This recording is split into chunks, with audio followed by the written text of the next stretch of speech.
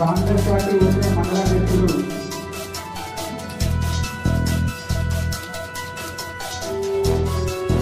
అలాగే మొదలుకు గ్రామ సర్పంచ్ అమిత శ్రీనివాస్ గారిని పార్టీలోకి ఆహ్వానిస్తున్నాం. అలాగే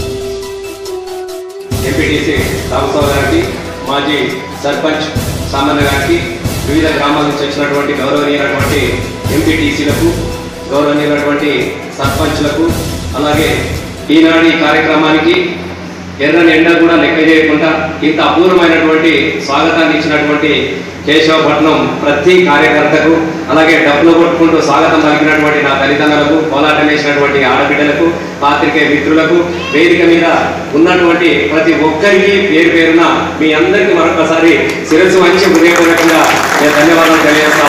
తెలంగాణ రాష్ట్రం సాధించిన తర్వాత ఏ రాష్ట్రం దేనికోసం అయితే మనం సాధించుకున్నామో అవన్నీ గుర్తుపెట్టుకొని సంక్షేమ ఫలాల్లో ఇవాళ ప్రపంచంలోనే నంబర్ 1 దేశంలోనే ఒక ఆదర్శవంతమైనటువంటి ఆచరణీయమైనటువంటి సంక్షేమ పథకాలు ప్రవేశపెట్టినటువంటి కేసీఆర్ గారే తిరిగి ముఖ్యమంత్రి కావాలన్నటువంటి ఆలోచనతోని ఇవాళ మీరందరూ కూడా అత్యధిక మెజార్టీగా నేను ఇప్పుడు చాలా గర్వంగా చెప్పుకుంటా ఉన్నాను. ఎందుకంటే నేను 2014లో మొదటిసారిగా వచ్చినప్పుడు ఈ మండలం చూడగానే అందరూ అరే ఈ మండలం అంతా టీఆర్ఎస్ ఏం లేదు, ఎక్కువ తెలుగుదేశమే ఉన్నదని చెప్పినారు. కానీ ఆ రోజు కూడా ఎలాంటి ఆత్మస్థైర్యాన్ని కోల్పోకుండా ఆ రోజు కూడా నాకు అత్యధికంగా మెజార్టీ ఇచ్చాడు. ఒక్కసారి తెలంగాణ రాజకీయంగా ఉద్యమంగా కేసీఆర్ గారు ఒకరు జన్మనిస్తే రెండవసారి కూడా మీరందరూ నాకు పునర్జన్మనిచ్చినటువంటి మీ అందరికీ నేను పేరు పేరున ధన్యవాదాలు తెలియజేసుకుంటాను. తప్పకుండా మీరు ఇచ్చినటువంటి మీ రుణం తీర్చుకునే గొప్ప అవకాశంగా రెండవసారి నేను ఎమ్మెల్యేగా మీరు ఇచ్చిన కానుకగా నేను భావించుకుంటా ఉంటున్నాను. ఇవల్ల ఒక విషయాన్ని మనం గుర్తు చేసుకోవాల్సినటువంటి అక్కడ మాత్రం మనకు ఉన్నది. మానకొండూరు నియోజకవర్గంలో మీ అందరికీ తెలుసు, మొన్న మనం ఎంత బదనాం చేసినా కూడా మీ అందరికీ తెలుసు. చాలా మంది ఏం చెప్తున్నారంటే ఇక ఒక్కొక్క పత్రిక ఒక్కొక్క లెక్క అనుకోని మరింత బలాన్ని కావాలన్నటువంటి ఆలోచనతోనే మేమందరం చేయగలుగుతామని చెప్పేసి ఇలా మొత్తం అన్ని గ్రామాలలో కూడా నాకు ఎంత గొప్ప ఆనందం వేసిందంటే ఒక సర్పంచ్ వచ్చి నా దగ్గరికి, అయ్యో నీకు విలువలే కదా, నువ్వు ఇండిపెండెంట్ గా గెలిచావు కదా, నా దగ్గరికి వచ్చినావా నేను అడిగినా.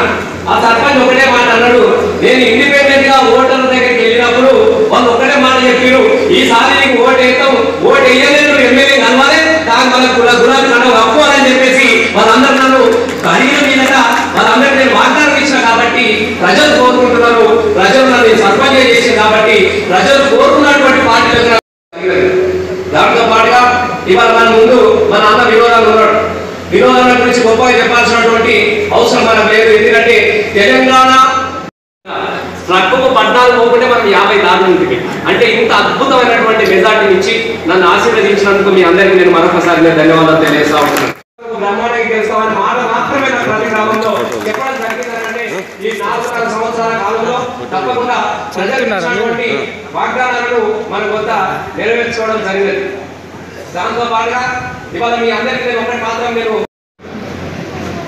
మన శాసనసభ్యులు రసమే బాలకృష్ణ గారు, జెడ్పీటీసీ సభ్యులు సంజీవ్ రెడ్డి గారు, ఎంపీపీ సభ్యురాలు విజయ్ గారు, అదేవిధంగా నాతో పాటు ఈ సమావేశానికి వచ్చేసినటువంటి మన అతిథి కరీంనగర్ పట్టణ మేయర్ రవీందర్ సింగ్ గారు, వివిధ గ్రామాల వస్తేనే తెలంగాణ బాగుపడుతుంది. 60-70 సంవత్సరాల తెలంగాణ ప్రాంతానికి సమైక్య ఆంధ్రప్రదేశ్లో జరిగిన నష్టాలన్నీ మరి రూపుమాపాలంటే మరి మన ప్రభుత్వం ఉండాలి. మరి ఇది పనిచేసే ప్రభుత్వం కాబట్టి నేను ఈ పార్టీలో ఆకర్షితునై నేను వస్తున్నాను. నాతో పాటు చాలామంది నాయకులు కూడా వారు వస్తున్నారని చెప్పి కూడా వారు తెలియజేశారు.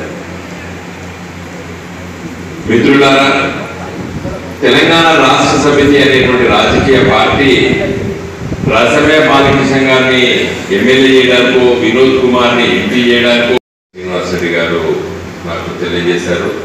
మిమ్మల్ని అందరినీ కలుసుకునేటువంటి ఒక మంచి అవకాశం వచ్చినందుకు నాకు చాలా సంతోషం. మరి ఈరోజు కాంగ్రెస్ పార్టీ నాయకుడు వీరస్వామి గారు, రాజు గారు, శ్రీని గారు చాలా మంది ఒక వ్యాఖ్యానం చేశారు. తెలంగాణలో తెలంగాణ రాష్ట్ర సమితి కేసీఆర్ గారు నాయకత్వాన్ని. హలో, అందరికీ నమస్కారం. ఈ వీడియో చూసే ముందు మా యూట్యూబ్ ఛానల్ కి సబ్స్క్రైబ్ చేయండి.